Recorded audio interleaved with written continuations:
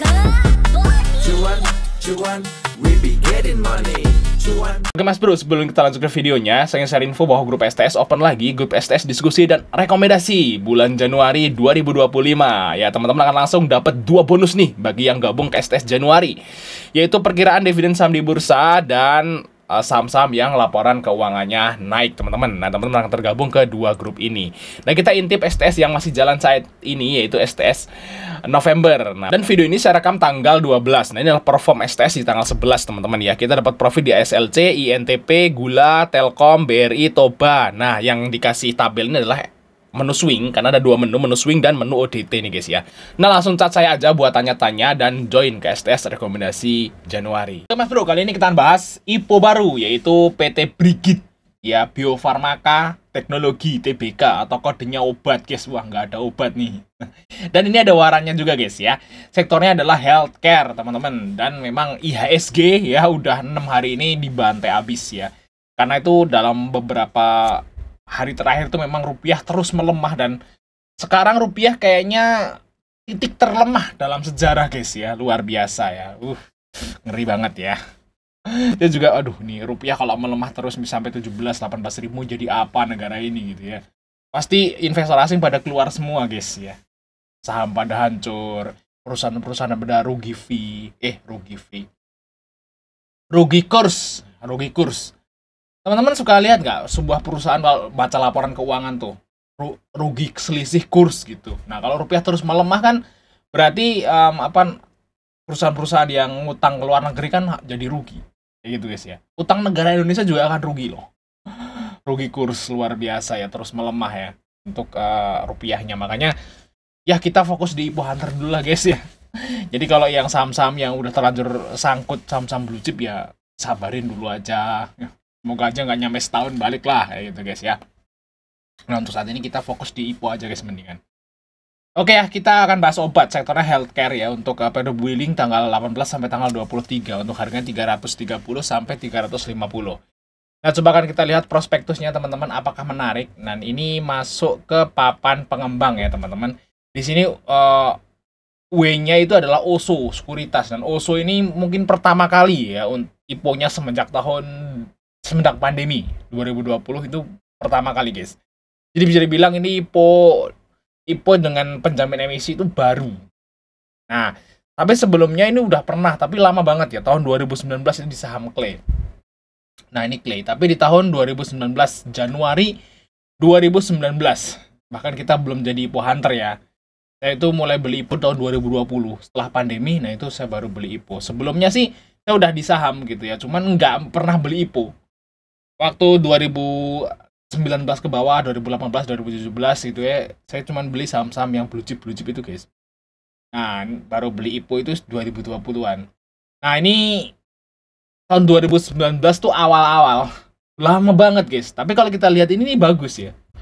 Arahnya 1, 2, 3, 4, 5, 6, 7. Arah berjilid-jilid guys. Dari IPO di harga 200-an sampai ke harga 3.000. Bayangin aja. Ini mungkin sedahsyat ADMR nih ya, luar biasa. Tapi kan itu kan lama guys, lama sekali udah. Jadi istilahnya mungkin ini baru ya, jadinya manajemennya juga baru lah segala macam. Jadi ini sebenarnya udah nggak bisa dipakai buat patokan lah kalau udah selama itu gitu. Oke ya, kita akan lihat prospektusnya aja apakah menarik teman-teman ya. Kita lihat nomor 16 dulu teman-teman. Nah di sini struktur penawaran umum perdana saham ya, yang dijual sebanyak-banyaknya adalah 170 juta lembar saham atas nama biasa ya, ini bukan divestasi berarti ya. Nah itu sekitaran 28,33% teman-teman, dengan nilai nominalnya 50 ya, harga penawarannya segini sampai 350, dan nilai emisinya itu ya 59 miliar paling banyak ya, berarti ini adalah IPO yang lumayan kecil teman-teman. Nah di sini kalau kita lihat struktur permodalannya seperti ini teman-teman ya kan, pemegang sahamnya ini Mahmud Lutfi. Nah ini 35%, Ame 32%, dan Narno 3%-an, dan masyarakatnya nanti ya 28% teman-teman. Dan yang istimewa di sini adalah obat ini akan membagikan waran, itu warannya 2:1 ya, dengan harga pelaksanaan harga atas ya dari IPO. Jadi ini menarik teman-teman. Sama kayak IPO apa kemarin yang bagi waran ya. Yang bagi waran tuh kemarin kayaknya ini ya, apa namanya? BRRC ya. Ini bagi waran kemarin ya. 2 banding 1 juga. Kalau seperti ini bagus. Nah, kemungkinan guys ya, harga warannya bisa lumayan tinggi nih guys. Lumayan ya, karena nilai IPO-nya juga di 300-an. Mungkin warannya bisa sampai ke 100, 200 kan menarik. Lumayan gitu loh maksudnya. Kalau warannya sampai di atas 50 tuh ya lumayan gitu ya. Menarik kalau menurut saya, apalagi kalau sahamnya bisa arah gitu ya. Ini warannya mungkin bisa tembus ke 100 kayak gitu guys. Jadi istilahnya ini menarik karena ada warannya ini. Nah, kita lihat nanti guys ya rencana penggunaan dananya. Ya, di sini seluruh dana ini pula dari hasil penerangan umum ini setelah dikurangi biaya emisi efek akan digunakan untuk pembelian bahan baku produksi. Guys ya, karena ini adalah perusahaan ini ya, perusahaan obat dan suplemen. Ya, jadi istilahnya mungkin duitnya ini buat beli bahan bakunya gitu, untuk diolah jadi suplemen kayak gitu. Oke ya guys ya, kita lanjut asetnya teman-teman. Kita lihat total asetnya ini dari tahun ke tahun terus naik ya. Berarti bagus teman-teman. Dan coba kita lihat dari hutangnya teman-teman. Nah, hutangnya juga naik juga guys. Untuk modalnya juga naik turun tapi overall naik lah. Jadi istilahnya ini berarti perusahaannya ini untung guys ya. Untung ya, bisa profitable. Kita lihat dari sini aja, dari kenaikan equity dan kenaikan aset. Itu berarti perusahaannya untung. Dari situ aja. Kita lihatnya di sini, laba usahanya tuh. Untung guys. Dan untungnya ini lumayan gede. Kalau saya udah hitung tuh ROE-nya itu kalau udah disetahunkan tuh di atas 50%. Ini mungkin saya nggak tepat karena ini disetahunkan teman-teman ya.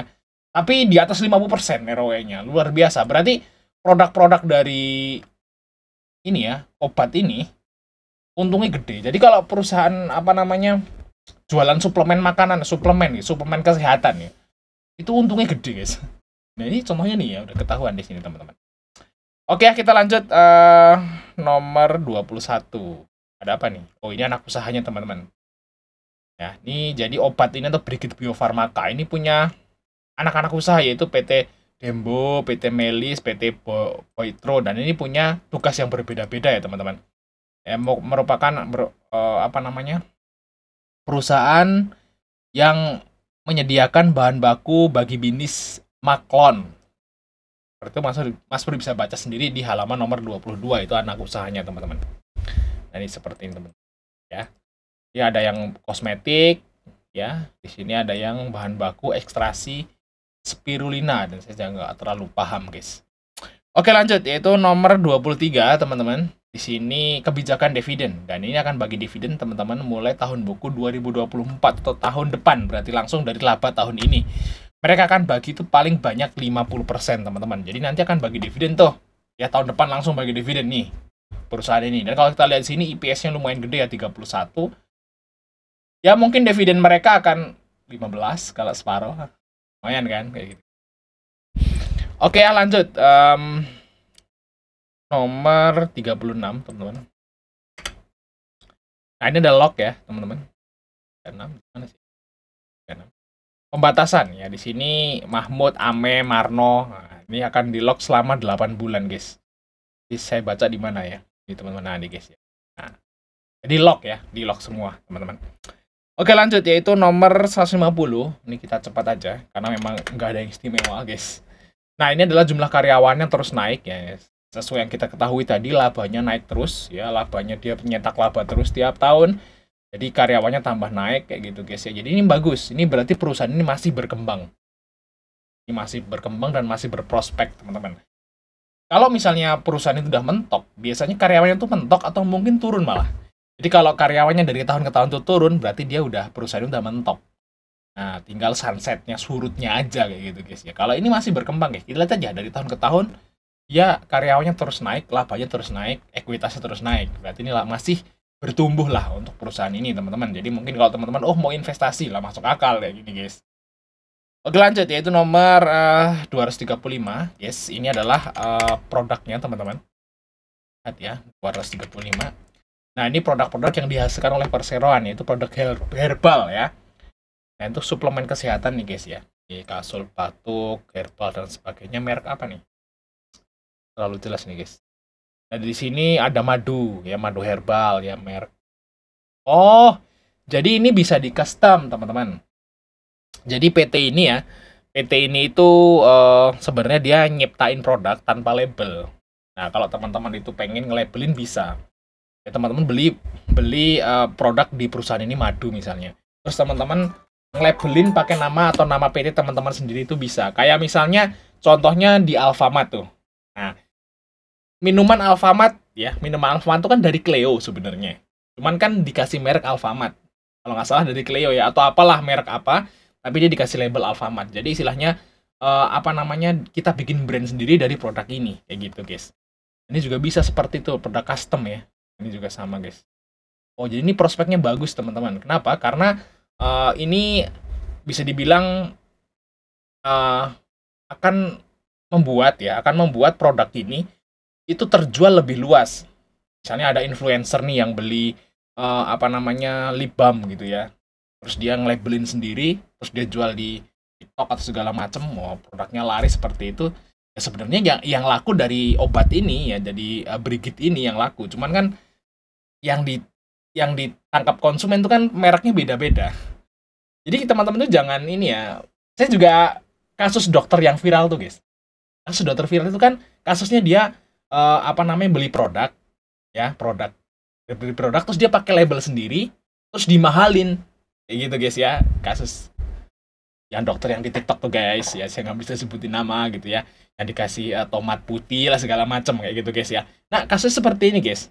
Nah, tapi yang jadi masalah kalau yang dokter itu, yaitu masalahnya dia jualnya itu keterlaluan dari harga belinya. Misalnya harga beli 200.000 toh, terus dia pasang label sendiri gitu ya, terus dijualnya jadi 1,5 juta katanya. Kan berarti kan keterlaluan lah markup-nya gitu. Nah, kalau misalnya masih masuk akal sih, saya kira nggak akan viral seperti ini gitu guys. Misalnya kulak di Brigit ini ya, lip balm misalnya, kulak emang ewu, terus kita labelin sendiri jadi 15.000 atau 10.000 masih masuk akal lah. Tapi kalau 5.000 terus jadi 100.000 itu nggak masuk akal. Kayak gitu guys yang bikin viral. Nah, ternyata bisa seperti ini teman-teman. Luar biasa ya. Jadi kalau teman-teman pengen punya brand sendiri ya, itu nggak perlu produksi sendiri ya, bisa pesan ke Brigit ini, teman-teman tinggal apa namanya, beli labelnya aja ya. Mungkin ada izin-izinnya tentunya ya guys ya. Jadi bisa dipahami ya di sini guys ya, untuk apa namanya, sistem usaha dari Brigit ini. Selain dia punya merek sendiri, juga dia bisa di custom mereknya sesuai dengan permintaan konsumen atau reseller seperti itu guys. Oke, kita lihat untuk apa namanya, valuasi ya. Kita udah setahun kan, tapi mungkin setahun kannya nih kan kita cuman ngira-ngira guys, karena untuk datanya kan cuma sampai 30 Juni. Nah, kita kira-kira setahun segini lah. Nah, kita lihat di sini untuk harga bukunya itu 45 teman-teman, dan berarti PBV-nya 7 kali. Apakah mahal? Saya kira enggak teman-teman, wajar dihargain 7 kali. Kenapa? Karena ROE-nya guys itu di atas 50%. Jadi perusahaan ini untungnya gede banget guys. Ya, makanya harga bukunya dijual setinggi itu kayak gitu. Dengan hutang yang masih di bawah 100%, jadi masih aman. PR-nya juga 10 kali doang guys, IPS-nya 31. Jadi ini ya harganya sebenarnya wajar lah dihargain 7 kali PBV kayak gitu guys.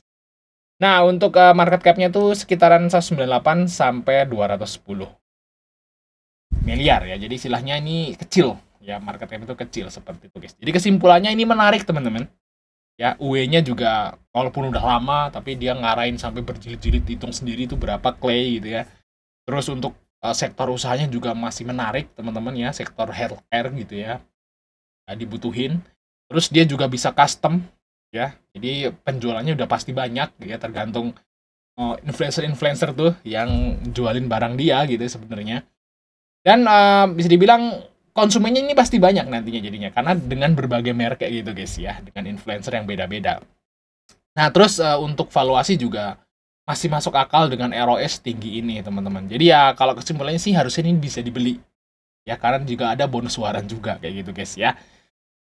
Nah, nanti kita akan buat apa namanya, video pemesanannya lah untuk itu guys ya. Oke, sampai ketemu di video berikutnya teman-teman.